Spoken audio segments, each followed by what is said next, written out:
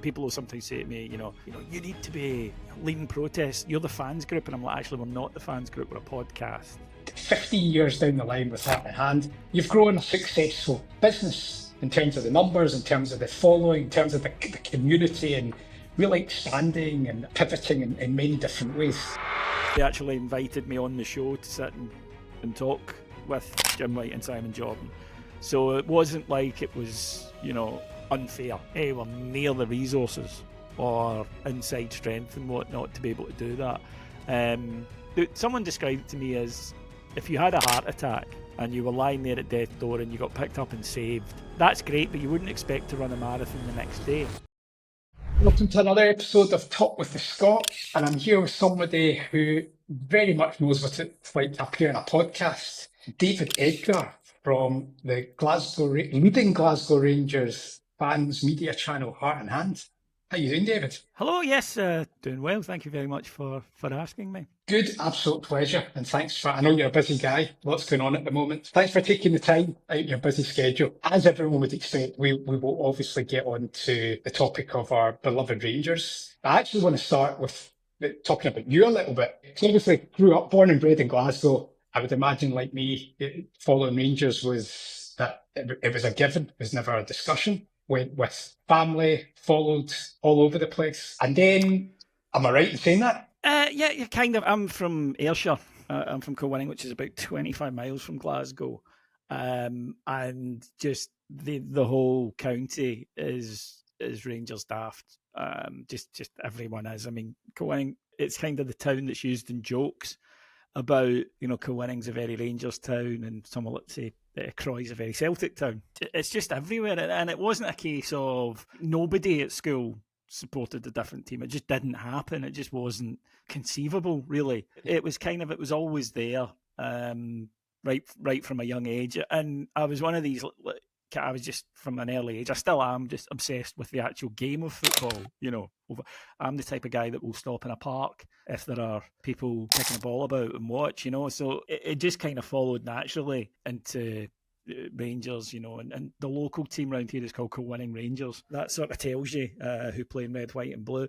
So it was a very, as you mentioned there, it's not like you are aware of it happening, you just are. And, as soon as you take an interest in football, your team is sort of automatically, and of course everyone in my family was the same, obviously. All my friends were the same. So, yeah, it just kind of has always been a part of my life for as long as I can consciously remember. Yeah, I'm sure lots of people listening will be able to identify with what you just said. But fast forward a little bit, because you went to uni, studied English, and then around 2009, 2010, you sort of got into the social media content creation. So you obviously had an interest in that as well. Yeah. What happened was I left university. I did, as you said, did English, Lit, and history, modern history. And I left uni in sort of 2000. And like a lot of graduates who don't have a degree that leads, directly into something like, say, an engineering degree or whatever, I was at that age where, social life was more important. I kind of fell into a career that I really didn't like at all, but I was good at, and it paid the bills. And then in 2009, my life changed entirely. One of the major changes I was making, and there were a lot, an awful lot. I'd stopped drinking. I'd split up from my then wife. New place to live, all that kind of stuff. And I thought, I can't do another 40 years in this job, because no matter how good I hate it. If you saw me going to work in the morning, I looked like someone who was, being sent to the Colosseum. It just was, I couldn't envisage another, at the time, 35, 40 years of it. So, as you say, I thought, well, what am I interested in? And I was in a position because, as I say, I was single and I had no dependents, that I was able to say, well, look, money's not the most important thing to me. So I don't mind starting at the bottom somewhere. And because I'd been doing, I ran a music blog and some various other web things that I did. I applied for a few web jobs and started taking contract ones, that were just to get experience to build up. And I did that for a couple of years, which was terrific, because you got to see inside so many different buildings, there's so many different employers and companies and cultures, and learn new skills in each of them. It was about that time, one of the roles I was doing, I was working for a company who produce, what would be the best way to do it, sort of like business courses, management courses, and so there would be things. The job I had was researching into a subject and, say, producing a paper on agile use within the electronic sector, that kind of thing. Okay. And during that, someone kind of suggested to me, you should listen to this podcast. And I thought, all right, okay, this. And at the time, these were new. This sounds ridiculous because of how ensconced they've become in people's lives since. But round about this time, they were new.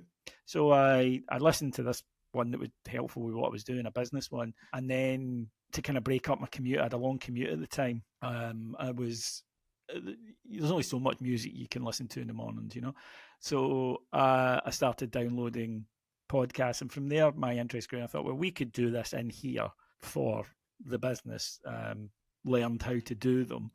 And then the next stage was, obviously, I thought, well, we could, I had that skill set on how to do one, how to make one, how to produce it and whatnot. So it really was a lot of different circumstances happening at once. And what happened was I was listening to, because as I say, there weren't that many. Now there are millions of them. Yeah, there's loads and loads. At the time, there weren't that many. So I was listening to like general football ones, and there were a couple of fan-led ones in England. One for Arsenal that the comedian Alan Davis was the host of, and one on Tottenham.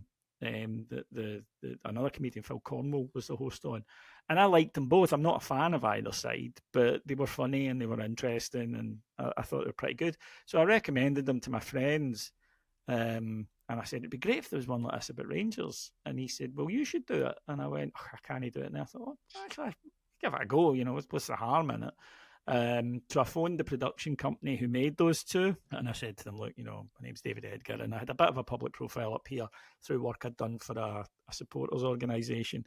I said, I think that'll get us an audience. I think enough people will listen to it to make it worthwhile. And they were like, yeah, sure, we'll bang out a pilot and see what comes of it. And that was how it got started. And back then, it's amazing as well that the way technology has changed, even just in that 15 years. And we really do live in a time where things are changing so rapidly. I'm not always sure our brains can keep up with the pace of technological change. But to record a podcast then, you had to have, the 4 mics and the sound box and the laptop and cables, and you had to get people into the same room, and editing took for hours. And I genuinely would take from recording to it being finished and ready to go took about 12 hours, and now you can do the complete process in under an hour from start to finish. And people don't need to travel, you can do it remotely. You can do it on a phone. You can literally do it on a phone. And that was just, there was no way that could have happened back then. But in that time, it's so, and it's become so much more adaptable and whatnot. And yeah, I mean, I think it was a really fun time to get into it, because I think there weren't enough at the time to ape many of them. That was the thing. So you sort of had the scope to go away and be quite original. And, obviously, as I mentioned, there was ones that had influenced it, but we weren't like those. We couldn't be. I'm not a comedian. I'm not a professional comedian. I can't tell jokes to the level that the two guys I mentioned can. So we knew we had to be different, but we didn't have to, or we weren't unduly influenced. We weren't ever just doing an impression of somebody else. And I think that as things get more popular, as things proliferate, be it music or TV or whatever, filmmaking, whatever, any creative enterprise, people unconsciously ape the things they like. It's very difficult not to.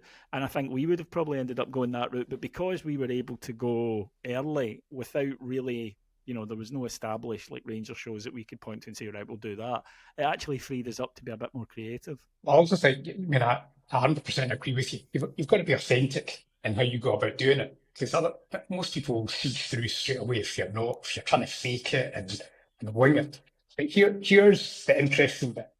So you launched Heart and Hand in 2010. when you sat down and you start recording, I mean, let's be honest about it. You weren't doing anything different back then than what every other Rangers fan was doing in terms of sitting down with mates and chatting through the team performance or the state of the club or whatever it might be. So fast forward 15 years and you've got, you're in the iTunes Sports top 20 shows, 7.5 million views on YouTube, 20, just under 25,000 followers in YouTube, 8,500 members in Patreon, Instagram, 8,500 followers.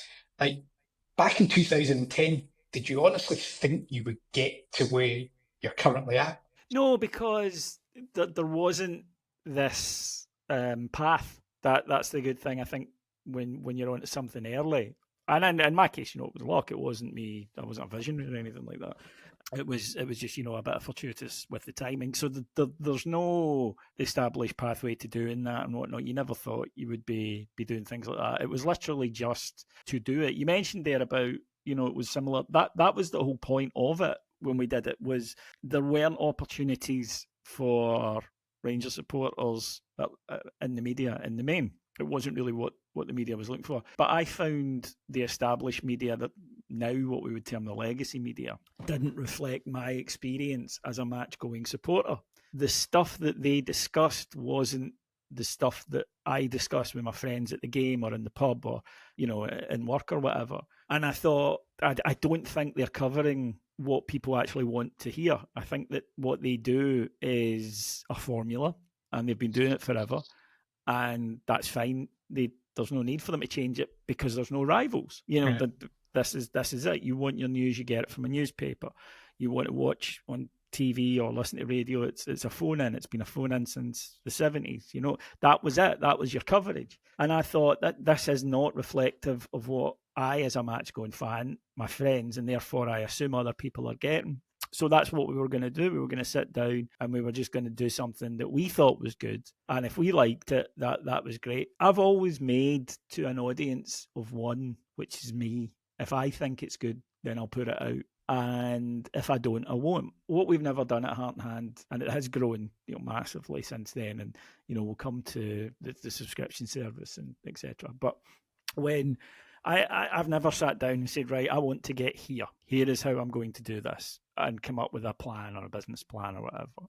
It's always been viewed primarily through the lens of being a creative thing, and it was that good. And even now, when I get new podcasters coming on and they have an idea for a show, and they'll come back to me after a couple of weeks and they'll say, well, that bit seemed to go down well with the audience. I thought I'd do more like that. I go, no, stop that. Right. Did you like that section? Well, yeah, I liked that section. Right. Okay, do more like that, but don't do it because you think it will bring more people to you.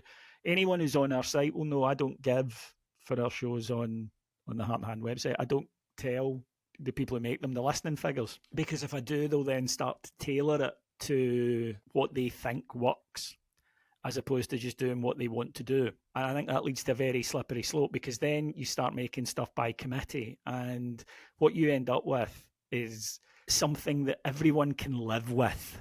That's what happens with committees. Nobody gets what they want. Somebody gets, it's all stuff that you don't hate. And that's a shit way to do. Yeah, that's a shit way to do something creatively, I think. In any creative enterprise role or whatever, somebody has to be the boss and set the vision. And for Heart and Hand, rightly or wrongly, that's me. And I've said that to people. I said, and you might disagree, and in which case you may well go off and be more successful somewhere else, and you're more than welcome to, and we'll support you in that. But here, it's, if I say yes, then yes, and if I say no, it's no. I do listen to them, incidentally. I don't just go in and do that. The other thing I don't do, though, having said all that, is I don't tell them what to do in their show. I may give notes, I may give advice, but if they're doing a show, it should be about them. It shouldn't just be what I want in the show, because otherwise it's not a different voice then. It's just me channeled through someone else, which is not going to work.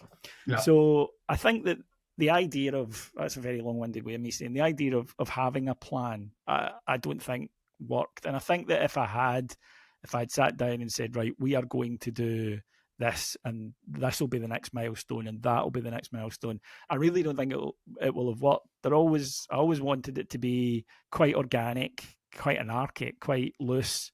And even now, after all these years, people kind of get surprised at this. New people on the site, they kind of get surprised. They'll say, "Oh, can I have a slot on the network on the 20th of November?" And I'll be like, "I don't know. No, what do you mean? Can I not see the schedule?" There is no schedule. We work it out 2 days, and if we got enough shows for the next 2 days, right? And if we don't, we scramble and we come up with something. And it's been very deliberate. And some of the other, because I've got a huge team now, some of the other guys have at times tried to put things in place and said, right, and I've stopped them and said, we are not running this like it's a business. We run this like it's something that we're trying to create something. And I think you can stifle that if you make it too rigid. So there is a lot of rough edges. I wouldn't say we don't deliberately put them in, but I don't go around looking for them to sand them off, is maybe a better way of doing it. It sounds like you're just in a permanent state of startup mode. Kind of, because even then, though, a startup will have a goal of what they want to be eventually, and I never have. I've never, ever wanted to say, right, in 5 years. I've had offers to buy the website, and it's always fallen down because I don't really want to sell, for one thing, but two, I would still need to be involved, right? Because, with it... You're the name. With it sounding, they would still want me to be involved for a set period after it. But I always say to them, look, I am not getting out of my bed at 8 on a Monday morning to have a 2-hour brainstorming meeting about how we're going to add 50 more subscribers that week. That's just, I have got zero interest in that whatsoever. So that's kind of what a commercial organisation would need to do. Yeah. And I understand that, but I'm not, that's not what I set this up to do. There's a great phrase for it, I think, which is praxis, which is the idea that you do something because you want to do it, and then doing it, the reasons for doing it actually become clear to you as you do it. I could sit here and tell you that in 2010, I wanted to do it to do this, that, and this, because these are things that have subsequently happened, but it would be a lie. The reason we did this, the benefits that it could offer to our listeners and things we could do with it, they became clear as we did it.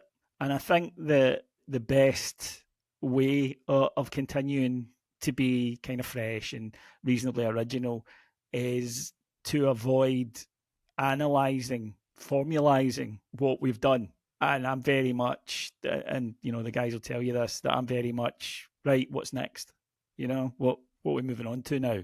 We've done that. What's the next thing we're going to do? And I think that's it, because if I start to get bored doing something, it's time to stop doing it. I've always felt that way. If I start to get bored doing something, then it suffers. And I'll give you an example of that people can then just get locked into steady repetition. I did a short-term contract years ago for Edinburgh City Council. Yeah, I saw that, 2010. 2010, yeah. And I had to, as part of it, I was user testing their intranet. Now, obviously, with a council, there's so many different areas to a council. There's the big council building, obviously, but then I would have to go out to benefit offices, graveyards, the Usher Hall, all these places that had a council terminal in it. Okay. And, the roads department. So you would meet so many different people in all walks of life. And I remember one time I said to someone, I'm going to this, who do I call to arrange it? And they said, you need to we'll call him Jim. And I said, right, no bother. And he said, I should warn you, Jim's one of our broken arrows. And I said, what's a broken arrow? He says, it means he doesn't work, but we can't fire him. And it was because he'd been there for, 30 years. Yeah. They couldn't get rid of him. He was just coming in, punching his clock every day till retirement, and getting anything done around him was a nightmare, because he just becomes so disillusioned with the process and so bored of it. And I just thought, no, never am I going to put myself into that position where I'm just, walking in every morning with my eyes shut, counting down the hours until I go home, repeating the next day, and just ticking off days until the apocalypse comes. That to me looked like an absolute nightmare. It's a soul destroyer. That's it, soul destroying. And I think with us that what we're able to do is give the people who are on the site freedom to go and do what they like within reason. There are rules. I'm not insane, right? I'm not, there are things that and there are shows I'll say no to where I'm like, it doesn't really fit the site, it doesn't really fit the profile, or we've got one that's too similar. That's happened in the past, and we actually have something like that, so I don't want to just replicate it. So yeah, you still do things like that. Obviously, you don't just let anyone on, and we've had people who are very nice people, but they do a pilot and it's just unfortunately not good enough. Right. In which case, we'll try and advise them and whatnot. And the other thing as well is, and I've always said that to any of the podcasters who come on to us, I knew there would be a great deal of talent in the support. So my idea initially was that we would use Heart and Hand as a sort of incubator, if you like, that people could come to me and say, look, I don't know how to do this. I don't know how to record and edit and upload and market a podcast, but I've got a good idea and I think, or I've got something to say that I think is valid. And I would say, well, we can teach you that. We can give you the nuts and bolts. What we can't teach you is to be interesting or to be passionate or whatever. And my initial idea was that they would come and they would do, 2-3 months with us, build up an audience, and then they could leave and, take their show and just go and run it themselves. Yeah. The freedom to, I don't put it like this, but the freedom to go forth and multiply is one thing that I promise them. But they all stayed. That was the thing, because I think after a wee while it became clear that, well, actually this thing, it has potential to keep growing and developing and to give, people within the group opportunities. So they go off and they do their side projects, but they still in the main tend to stay with the band, and I think that's the ideal way for everyone. But then over the years, obviously, we've got competitors as such, Rangers Review, Four Lads, additional podcasts, Rangers podcasts, fans channels have come out, they've been established. Like, do you see that as competition? Or are you seeing it as they're doing their own thing, I'm doing my thing, and I'm just getting on with what I need to be getting on with? Yeah, my view on it has always been, if I'm doing something good, it will have an audience. And if I'm not, then it won't. And if I'm doing something that serves a purpose and meets a need or an audience requirement, then people will be in on it. Yeah. And therefore, if someone else comes along and that one, you don't own, the airwaves, you don't own the concept of podcasting. So you can't get upset that other people are going to come along and do it. And, the people you mentioned there, I'm very friendly with them and appeared in their shows and vice versa. And I think that's always been one of the good things, if you like, about Rangers fan media, is there is this, people don't market against each other. There's an understanding that not everyone is going to like me, and therefore it's good that they've got alternatives. Yeah. Because, there's no point in them watching me and not enjoying it. And if there's something else that they do, then that's great. So no, my view in it has always been, you're going to have competition, that's fine. It's kind of like everything, occasionally, and it is occasionally, thankfully, but you see someone, copy an idea you've had, and that's a little bit galling. But I tend to think audiences see that anyway. They see that themselves, and they just think, well, that's a lesser version of something that already exists. So so I don't think it's a good thing for anyone to do. But, the concept of here are four people sitting talking about sport, nobody owns that. Yeah, no, absolutely. There's no point. If someone brought out a podcast called Heart and Hand, the Rangers podcast, yes, I would object to that. If someone brings out a podcast called, a podcast about Rangers, then I won't. So, no, I've never been particularly... As I say, I've been quite supportive of them. They've been supportive of me. CG Novo is another one, is a friend of mine. And we'll help each other out because it's a big audience. You're not competing for a tiny audience. There's an infinite amount of Rangers fans with an infinite interest in the club.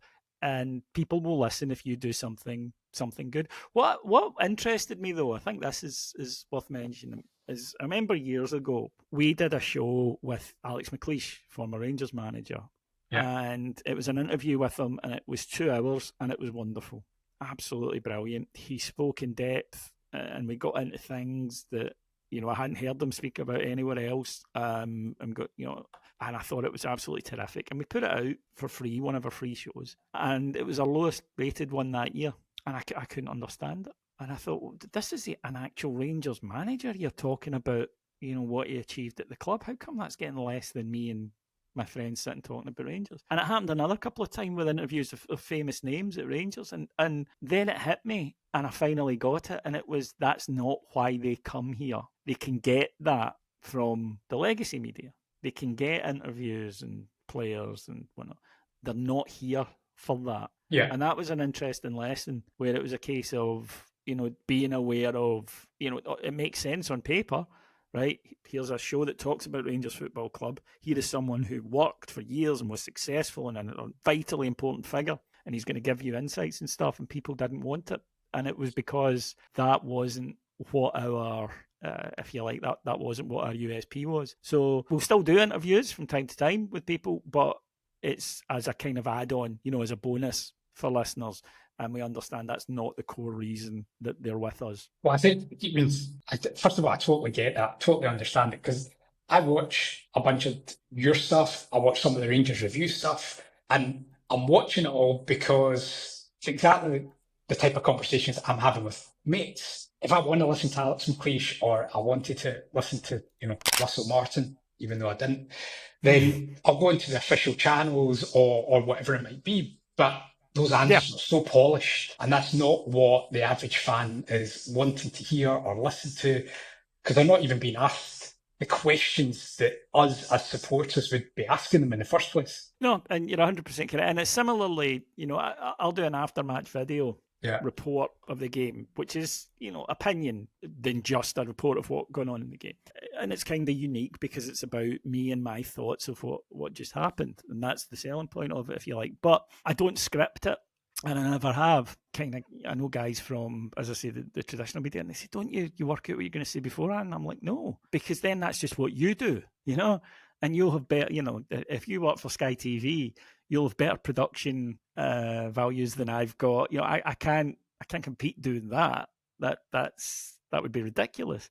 I need to do something that you can't do. That's how I go about it. And it doesn't mean over the years we haven't got more professional. We have, obviously. It doesn't mean that over the years we haven't improved equipment. We have, financially we've been able to do that. All of these things are true. But you just need to remember to why people are giving you their time. And I think that's an absolute key one for me, is that people are giving you their time when they listen to you and their attention. And, these days it's an attention economy. So that's the most precious thing they can give you. And we have a subscription service as well, and people are actually paying you money for something. So therefore, we do make sure there are a set amount of shows per day. People will get them. There are certain things that we will cover. There are things that we'll do to try and make it worthwhile for people. But I don't lose sight of the fact that we have a very specific role, and you can move about in it and have fun with it, and we certainly have. On the website, for example, we thought at first we were just going to do, the website got a lot bigger than I ever planned to do. Basically what happened is 2017, I'd been doing it for the free show once a week for 7 years. Never really thinking anything of it. It was just something I did. It was habit, and it was quite popular. I was very popular that I'm doing myself down there. I'm doing myself but it was a hit. And then 2017, I was turning 40, and my wife said to me, and I was just beat. I'd had some health issues, and I was just done in. And she said, look, my workplace at the time, I'd been there for, I think, 7 years. It was offering pretty generous redundancy packages, voluntary redundancy. And she said, why don't you apply for that? And then you've always had this idea about, what you could do with the site on a kind of full-time basis. And I said, yeah, okay. So I did that, and I used the money, and we kind of started up a Patreon site. And the idea was I was going to do a couple of shows every day, would be a couple of quid a month, 50 pence a week, not a huge investment for people. And they would get, 2 shows, or maybe I thought the idea was 25 hours a month was the initial thing. And I would, as I mentioned earlier, I would open it up to other people who could come and, if you like, borrow our audience. And it grew now to the stage where we tend to do something like, 40 hours a week in terms of programming, because it just grew. But we still have kept the price point the same. You can pay more if you want to support the site, and people do, thankfully. They're very kind. But the idea behind it was, I was hoping that I would get 300 and it would provide me with some pocket money. And, I would be a house husband. And the first day we got like 1,000, and it was like, oh, okay. And then it, as I say, it just grew exponentially into what it is now, and we've got like Yeah. 8,000 paying customers. But one of the interesting things was, at first we were just going to do Rangers shows, and then the listeners said, well, you could do other food. I'd be interested in hearing about, I know you watch a lot of English Premiership, so do a show about that. So we then started doing non-Rangers football as well. And then they were saying, well, we'd be interested in pop culture shows as well. So then we started doing those. Now we keep the balance, right? I'd say it's 70% Rangers, 20% football, but not Rangers, and 10% films, books, movies, pop culture, history, whatever. And it's sort of the idea being, and some of those shows are incredibly popular. Like one of the most popular shows we do is the Simpsons show. We do a show because me and one of the lads are the Simpsons diehards, and it's the most requested. It's not a regular one, but it's the most requested. And after really? about if it's been like a month without one, people are like, "Oh, when we get the next one?" One of the things I thought was very important that I really wanted to do, and this I'll give us a tick, although it's entirely due to the listeners, is I wanted it to feel like a community rather than just a place where they come for entertainment. So it was very much about the listeners. They have comment sections that were easily contacted, and to make sure that everyone making shows read them, and interacted with the audience, but being supportive of each other. We don't allow kind of the sort of arguments that you get in other places on social media. The rule is very much speak to someone like you would speak to them, and if you were face to face, as if you were face to face. And if you can't speak to someone with the respect that I would expect them to offer you, then you will be gone. And we've only had to kick, I think, maybe a dozen people in 8 years off the site. But there is a difference between saying, I disagree with your point, and here's how, here's why. I see where you're coming from, but I disagree with your point. And starting off with, you're an idiot. How can you say that curse of social media? And my view is, if you can't respectfully disagree with somebody, don't participate in the debate. If you can't see that someone might hold genuinely a different opinion to you on football, remember, we are not talking about, I get real life serious events. Yeah. If you can't speak to somebody politely, then no, we don't want you on here. And people, I think, appreciate that they can go and they can, be forthright, but spend time with other people who are all supporters. We all want the same thing, which is our football team to be successful. And it really got hit home. Sorry. Oh, go on, sorry, I didn't mean to cut you off.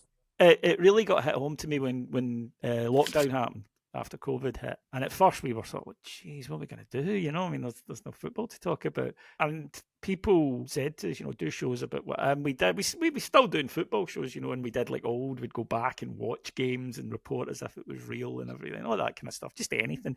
And people were saying to us, that they were locked in their houses. And this was great because they felt more connected because of it. So that was really humbling.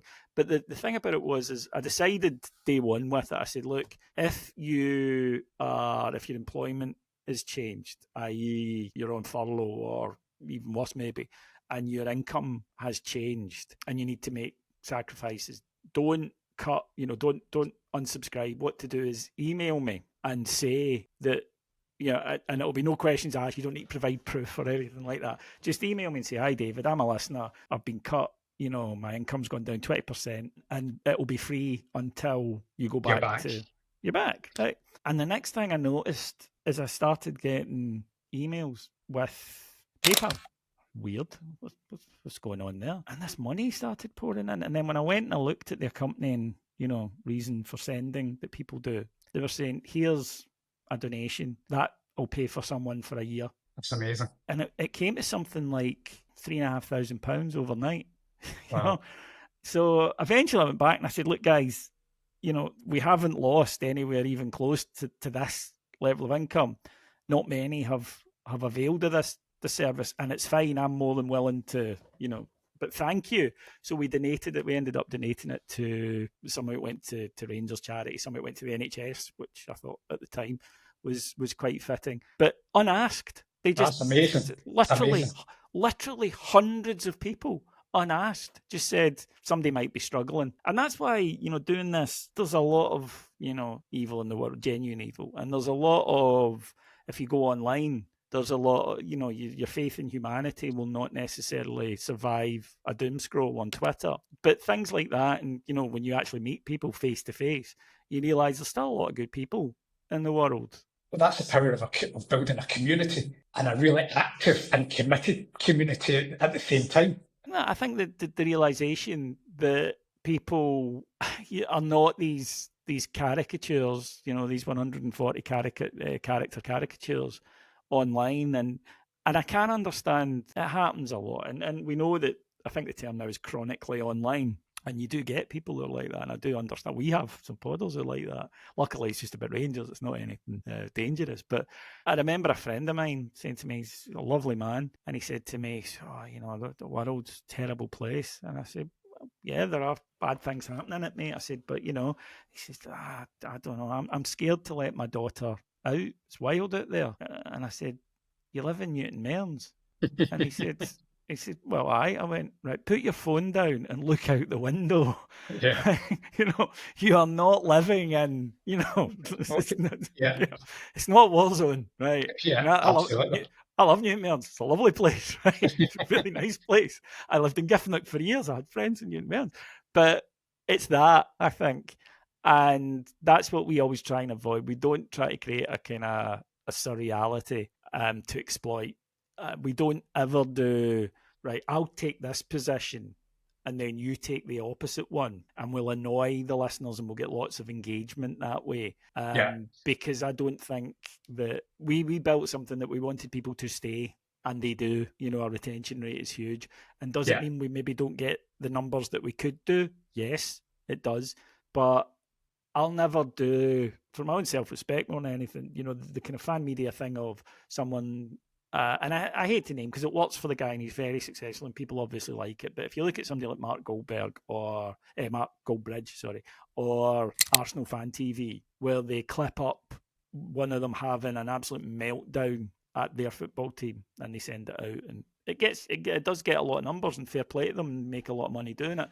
But that's not for your supporters. That's for supporters of other clubs to come and laugh. And that's what you're saying when you put that out. You're saying, come laugh at our pain. How can you in good conscience then say, well, I support this club, when I'm inviting people to come and laugh at this club and laugh at me just to make money? And I would never do that. And thankfully, actually, there hasn't been a Rangers equivalent of it. That doesn't mean, by the way, that I don't get annoyed or say something that opposition fans will clip up and laugh at.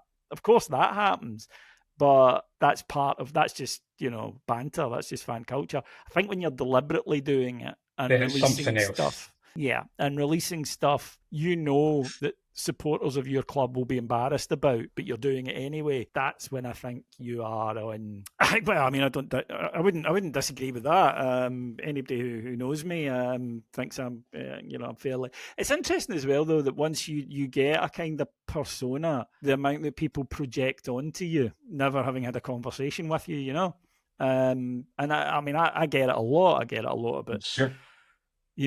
Because I support Rangers, therefore I must think this about this, and I must think this about that, and whatnot. And you get that, and I've had people before, kind of come up to me and say, I was really surprised to hear that you do this or you like this, and it's sort of like, well, why? And it's totally based. And I remember one guy on Twitter just did a real go at me. To this day, I don't know who the fella is, but he just real go at me, personal stuff and whatnot. And it was like, you do this and you do that, and other people who knew me who didn't were going on, that's not what he's like at all. Have you ever met him? And the guy had to say, actually, no, I haven't. Right. And they're like, that's not what he's like at all. And it's interesting that this guy built up such a passionate interest, based on the fact that I do a podcast about football.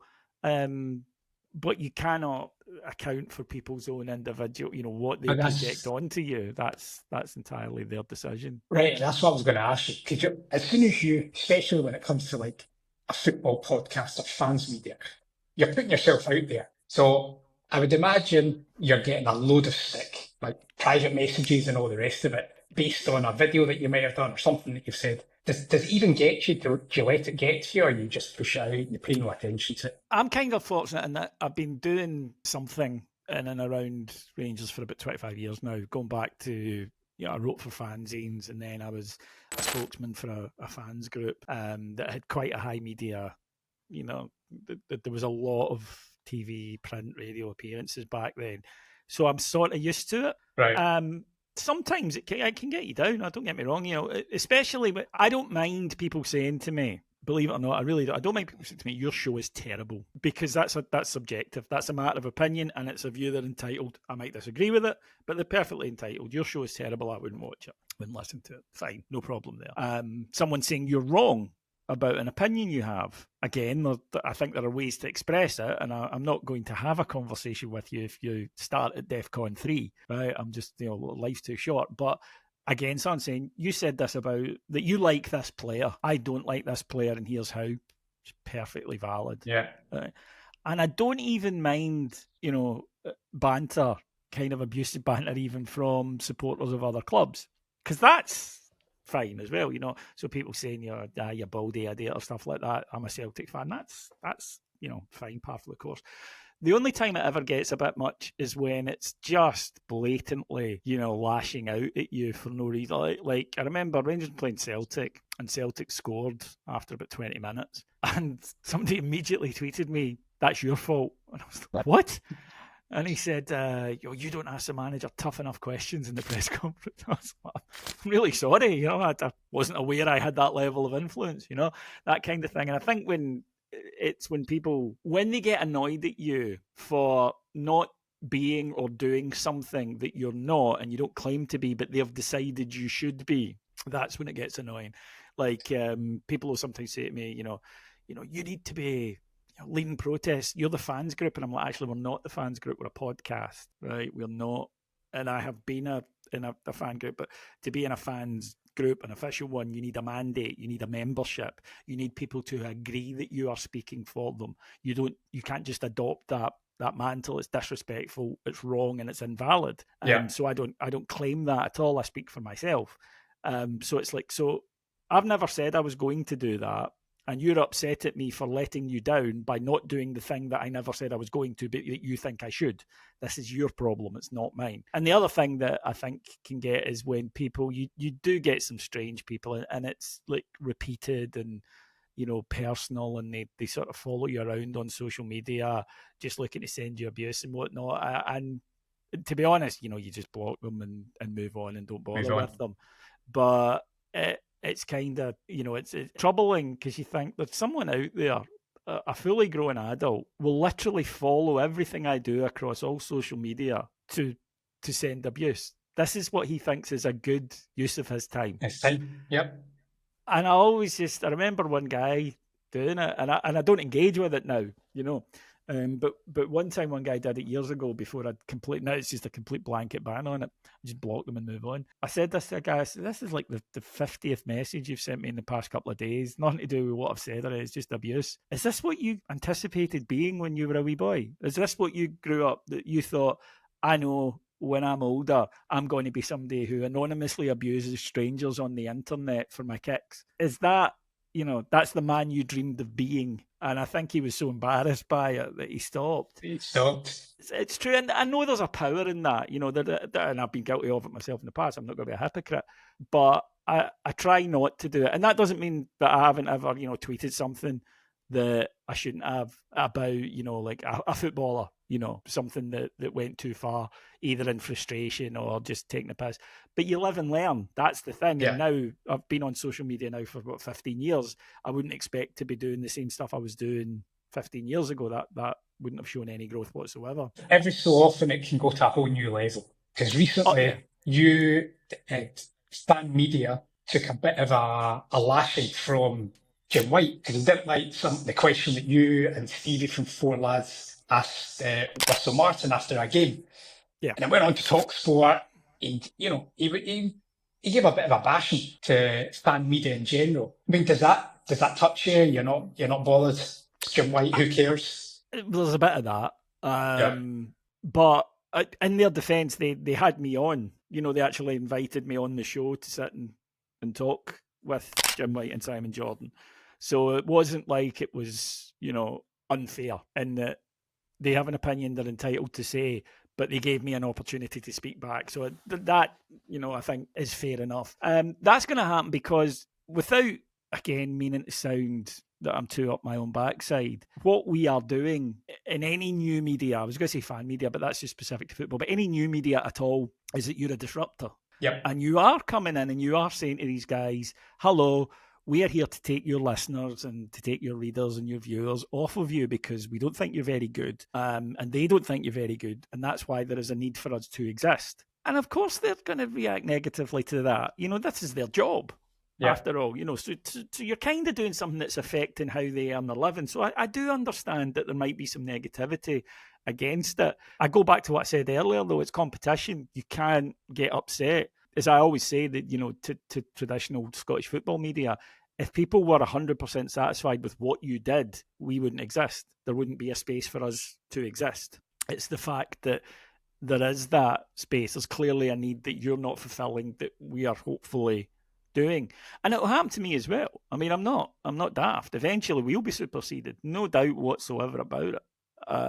People will come along that are younger, fresher, have better ideas, do things differently, speak in a way that I can't speak to generation in a way I can't do. That'll be us. We'll have ran a race. You have to accept it. It's not pleasant, you're raging against the dying of the light a little bit. But I think that you have to accept that will happen with aspects of the traditional media. They don't like what we do because, as I say, it's directly competing against them. Yeah. And I think as well that there's maybe a perception among some of them, not all of them, but among some of them that, well, look, you're not trained for this, which is true. I'm not a trained journalist. I don't claim to be. I would, though, argue that I've done maybe 600 press conferences with Rangers, and I have myself qualified by experience at this point. I know the do's and the don'ts. That press conference was unusual. It's not a run-of-the-mill one. The fact that the questions were pointed, and I think that was it. No, there was no shouting, there was no swearing or whatever. We didn't, bust. We were just very direct. And the reason for that was that was what I thought the situation called for. People get annoyed at you a lot because after a bad result, what they want is you to go in and give the manager a row. That's what they mean by hard questions. What they mean is, we lost and we want you to go in and shout at them on our behalf. And of course you can't, right? It's not what it's there to do. And the other thing you hear is that you need to tell him. And I'm like, well, it's not it's not a brainstorming session. We ask him questions about the game and he tells us. It's then up to you what you do with that answer. Well, that's what I was going to ask you. Like, the challenge that you've got is at some point you stop being a fan and you turn into the media or the fan media, call it whatever you want. You mean, from the majority of people taking that walk from the gantry down to the press room, having watched, losing 2-0 to Hearts in a pathetic performance, it's probably hard taking the fan hat off and putting on. It's very hard. But we're not quite media at that point. There is a mix. But yeah, you absolutely have to be polite. What I would say, where it's different is that this is not like you're going in and you are interviewing a politician, for example. So you can be a fan and say, I am disappointed because we did not win today. And therefore, there may be a tinge of that in my question. I actually think we're a wee bit more honest in that I think most media has an agenda of some sort. Newspapers will have political leanings. Television stations these days will maybe, have a We're honest about it. We say, we are Rangers fans. We want Rangers to win. We are disappointed when they don't. So that going in. When you get a question from us at a press conference, it's with the knowledge that here are people who are sitting upset. If we do well, you are getting a question from someone who probably just wants to tell you how great you are because you've just had a massive victory. So there is a balance. But yeah, you do need, if you can't be professional in that environment, and again, it is just, when you walk in there, it's a professional environment. There are certain things expected of you, minimum standards of behaviour. If you can't do it, don't go in. Don't go in. Yeah. What you shouldn't do, which I don't like, is I'm going to go in and do what I want to anyway. I think that's entitlement when you do that, and people can complain and get upset about that, but that's the situation. And we've sat in there, sometimes raging. There's times I haven't asked a question because I just wanted to grab whoever it was by the scruff of the neck and to go, "What the hell was that today?" So I've shut my mouth, right? But Right. that's just about being an adult, isn't it? It's just saying, right, okay, I'm angry, I'm upset. And sometimes, though, there are, even things have gone well, and you'll still say, well, we didn't play well today. Can you explain the reasons for that, and whatnot? But I think that, yeah, there are different times. There's times where, if you're a prick, you're reporting what was said, and there's times where afterwards you're analysing what was said and whatnot. So I don't think it's markedly different. Plus the fact this is Scotland, and I'm not going to give anyone's secrets away there, but in a press room after a match, there are people who support Rangers and there are people who do not. And you get very few genuine neutrals in a Scottish football press room. I'll put it that way. Absolutely.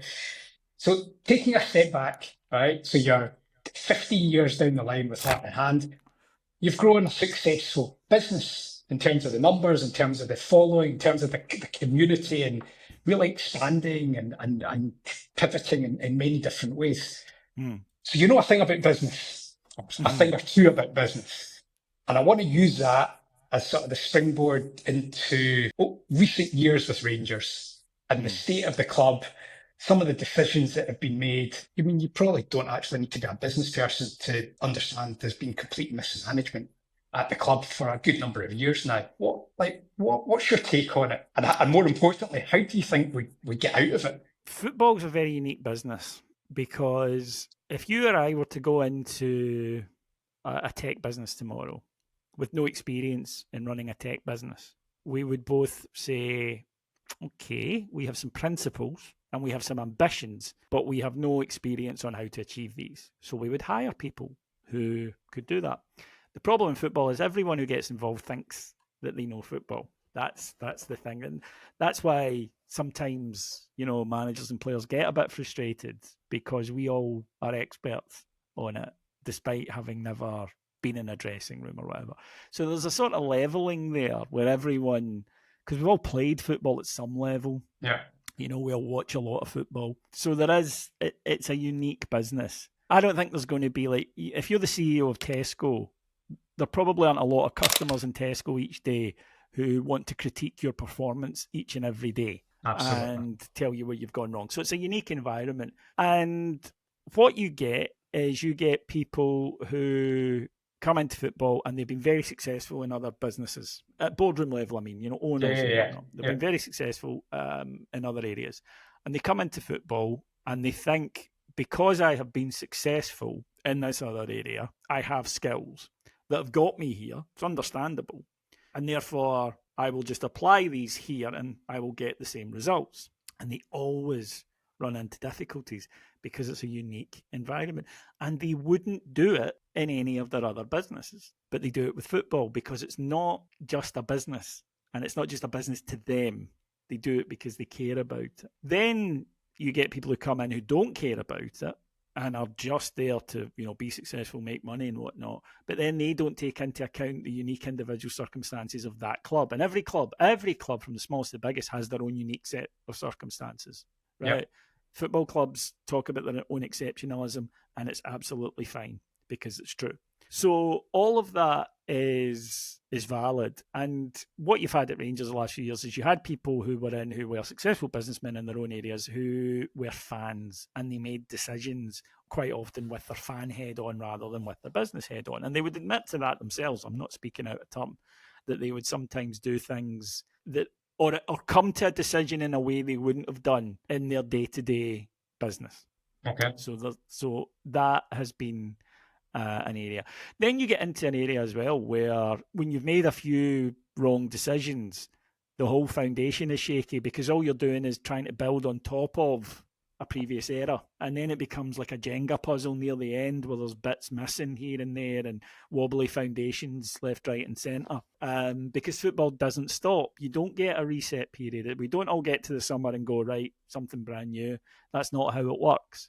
History informs everything. Last season involves everything. Plus, you can't say, right, we're going to shelve the product for a few months and have a rebrand and come back. It doesn't work like that either. Yeah. There are inbuilt benefits. Your customer base are unlikely to say, Rangers aren't winning, I'm going to go and watch Partick Thistle now. That doesn't, we don't shop around the vast majority of fans. Yeah. So all of these are factors. And what I think people need to do at boardroom level is maintain overview, which is in any business. I mean, that's just absolutely crucial. The best leaders are the ones who can take a step back when everyone else is too close to something. They can take a step back and see the bigger picture. Make the brave decision, but get it right. Otherwise, you end up in a bit of a muddle. And that's what's happened at Rangers too often in the last few years.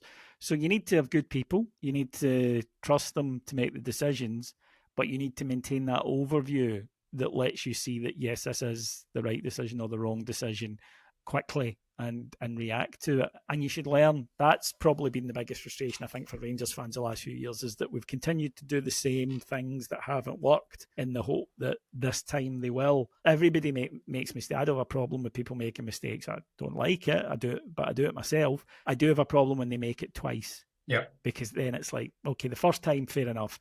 But then you did have a frame of reference the second time and you didn't get it right. So, yeah.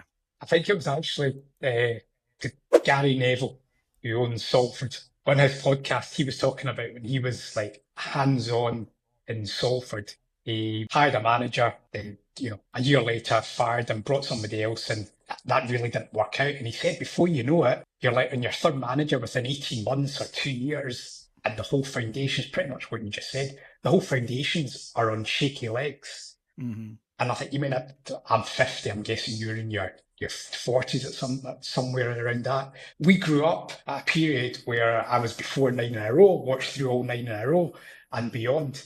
We're used to Rangers having some sense of stability, whereas our children's generation are growing up and watching a football club not winning very much, churning through managers. I mean, we'll be out of space in the blue room if we put them all up there, and the same with chairman as well. It just feels that it's, rinse and repeat with the same mistakes as you mentioned. That's the frustration, isn't it? It's not that mistakes are, there's frustration when people make mistakes. Of course there is. When you compound it by not learning and not learning quickly enough and doing the same thing. And I think as well in football, and Manchester United are a great example of this currently as well. Yeah. There is a sense of, after a wee while, because the frustration is so big, that we'll shoot for the stars, one manager will change everything. One signing will change everything. So we just need to keep going till we get that. And of course, it doesn't work like that. You need to be a well-run club that's stable and has the right structure in place to allow people to go and succeed. And Rangers, clearly the last few seasons haven't had that, and that's been part of the problem. I think that a club that went 9 months without a CEO, a year without a chairman, that's not a stable environment straight away. Yeah, it's going to have a knock-on effect throughout the club. It's very hard. It's very hard to be successful, full stop, but it's almost impossible if you're not, correctly aligned. Any business is like that. But the thing is that, your football is at least you do always get another opportunity. That doesn't always happen. I mean, if anyone who's followed the movie came out about it, but it was a great book called Losing the Signal about BlackBerry, RIM. Yeah. And one major catastrophic decision, which was we don't need to worry about 3G. People will be happy with 2G. That's not going to affect us. And by the time they realised their error, iPhone was up over the hill and uncatchable. From that one decision came a series of bad decisions. They had to release a phone that was a competitor to the iPhone, but it wasn't fully tested. So basically they sent out an inferior, buggy version of a better phone that people can buy, and they completely blew their customer base. Football, you have the advantage that there will always be another game coming round. There will always be a new season. You do have that, but I think that inherently, like another business, you need to make sure everything is as close to lined up as possible, to make sure that there's no guarantee of success. that everything that you do, every decision carries a risk with it. What you do is your very best to minimise the risk of it. And what you do is you analyse it afterwards and say, what did we do right? What could we have done better? And you move away from it. And the other thing as well is not clinging on to, well, this worked in the past, because business and football evolve. And I mentioned it there, with legacy media and with us, it's something that I'm aware of. What do we need to do? Where are things, new platforms? Where are people migrating to? Because you are tempted to go, well, we do this and it works. Yeah. And it does, right up until it doesn't. And then what are you going to do? So it's about trying to spot opportunities, but also trying to spot potential pitfalls. And I think that you can get so used to firefighting that you can forget that it might be possible sometimes to prevent the fire starting in the first place. Well, that's what I was going to ask, and I know we're sort of beginning to run out of time, but 2 years after you started Heart in Hand, obviously Rangers in February 2012 going to admin. When you look at the last sort of 13 years, so I think the club, we've just missed so many opportunities to get back to where we should be, and done it in the right way, like building those strong structures, bringing in recruiting the right people, making those longer term decisions as opposed to maybe sticking a plaster over a broken leg to some extent. I think that, first of all, that was a seismic event that was always going to cause huge long-term lasting damage regardless. But then it was compounded by the next 3 years being run by people who were there to try and rip as much money out of that club as they possibly could, that they had no interest in fixing or the long-term stability of the club. So by the time that the people who came in 2015, Dave King and the Three Bears, by the time they came in, they didn't just have the mess of, the going bust to deal with. They had 3 years of pain and disappointment among the support to deal with, which made their task more difficult. And the fact that the club had been ransacked, just gutted, to the point of office furniture not being there. It had gone to that level of every penny you can get, selling the furniture out of the offices. So secondly, then there was the fact that I think we as a support wanted to go, okay, we went through that and it was terrible, but now we're back and everything's back to normal. Because you try to, after any huge event in your life, negative event, you try to get back to an even keel as quickly as you can. And sometimes I think we are all guilty of not giving ourselves healing time. So I think that happened as well. And there was a lot of hurt and pain and whatnot that we hadn't really worked through by then. And then when you're up against it, you make bad decisions. I think that because of, and I understand this, and this is now looking back, this is not saying that I had this insight at the time because I didn't, that because we were also desperate as a support to go, no, that happened and it's finished and now we're moved on and we're back to where we were. That made it difficult for people running the club to be honest and say, this is huge. We are not getting back to where we were for another 5-10 years. So bear with us, accept this, help us build. Maybe would have been a better way to go, but it's easy to say that now with hindsight because I wasn't saying it at the time. Yeah, I wasn't saying it at the time because I wanted us to go, no, let's act like we still. So on the one hand, we were trying to act and behave and carry ourselves like we were in 2005, but without anywhere near the resources, inside strength and whatnot to be able to do that. Someone described it to me as if you had a heart attack and you were lying there at death's door and you got picked up and saved, that's great, but you wouldn't expect to run a marathon the next day. You would want to build up back to full health, obviously, but you would understand there is going to be a period where you're not what you were, where there's a recuperation involved, where you have to go and, and do things and build up your strength again. Well, Rangers weren't able to do that because of, the position they hold in so many people's lives. And that is what happened. So it has had a huge effect. I think the time now to, I don't think it's a valid excuse anymore. I don't think it's a valid excuse. And it's funny because I'm in a big WhatsApp group, GGP Loyal. There's a shout out for them. They would have chucked me out if I hadn't mentioned them.